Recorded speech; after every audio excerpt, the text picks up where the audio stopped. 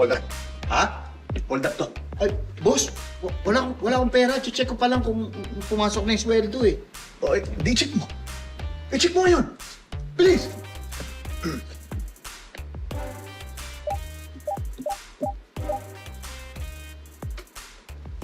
Boss, wala pa yun ah.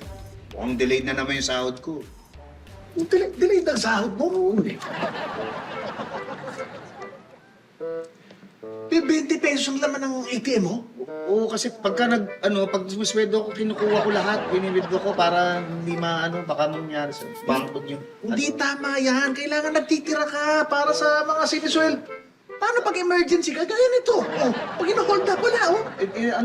Inaantay ko na lang kung kailan papasok yung sweldo. Hindi ko rin alam. Anong oras darating? Anong oras darating sweldo mo? Siguro minsan 10, 15 minutes. 10-15 minutes. 10, 15 minutes. Ang tagal, pero sige, hintayin natin. Hintayin natin? Oo, hintayin natin. Paano mo hihintayin? Magkape muna tayo. Tayo magkakape? Natural. Ano gusto mo? Tutunga nga tayo dito. Boss, wala akong pera eh. Wala akong pera ang pambayad ng kakape natin. Sino ba nagaya? Tayo. O, treat ko na. Talaga? Ako na magbabayad. Sa'yo talaga,